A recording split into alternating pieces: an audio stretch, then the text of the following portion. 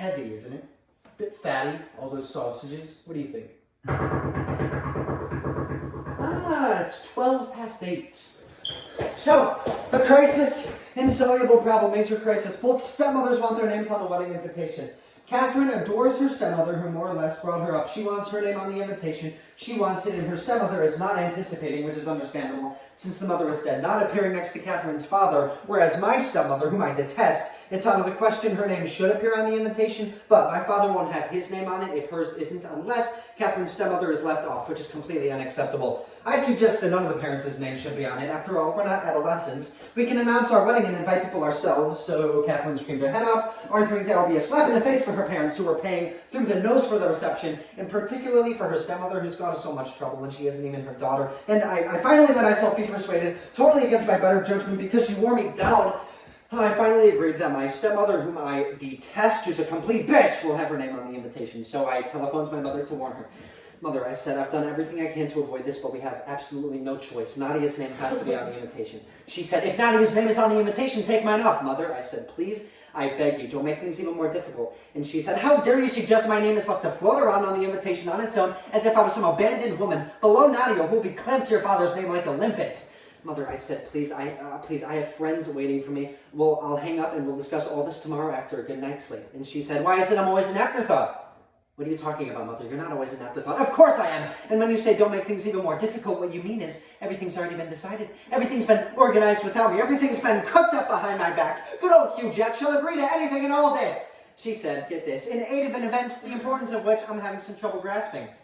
Mother, I have friends waiting for me. That's right, there's always something better to do. Anything's more important than I am. Goodbye. And she hung up. Catherine, who was next to me but who hadn't heard her side of the conversation, said, what did she say? I said, she just doesn't want her name on the invitation with Nadia, which is understandable. I'm not talking about that. What did she say about the wedding? Nothing. You're lying. I'm not, Kathy. I promise you she just doesn't want her name on the invitation with Nadia. Call her back and tell her when your son's getting married, you rise above your vanity. You could say the same thing to your stepmother. That's got nothing to do with it, Catherine shouted. It's me! I'm the one who's insisting her name's on it. It's not her, the poor thing. She's tact personified. If she had any idea of the problem this is causing, she'd be down on her knees, begging for her name to be taken off the invitation. Now call your mother! So I called her again. By now I'm in shreds. Catherine's listening on the extension.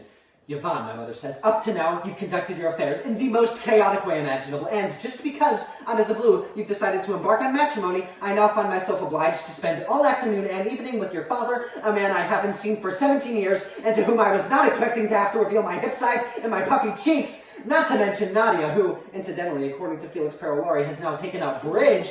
My mother also plays bridge. I can see all this cannot be helped, but on the invitation, the one item everyone is going to receive and examine, I insist on making a solo appearance. Catherine, listening on the extension, shakes her head and screws up her face in disgust. Mother, why are you so selfish? I'm not selfish. I'm not selfish. Yvonne, you're not going to start too. You're not going to be like Madame Romero this morning and tell me I have a heart of stone, that everybody in our family has a heart of stone. She's gone completely insane, by the way. When I refused to raise her wages to $60 an hour cash, she had the gall to say everyone in our family had a heart of stone, when she knows perfectly well about poor Andre's pacemaker. You haven't even bothered to drop him a line. Oh, yes, that's right, very funny. Everything's a joke to you. It's not me who's the selfish one, Yvonne. You've still got a lot to learn about life. Oh, but you go, darling. Go ahead, go and see your precious friends! And what? Then nothing. Nothing's been resolved. Mini drama with Catherine, cut short because I was late.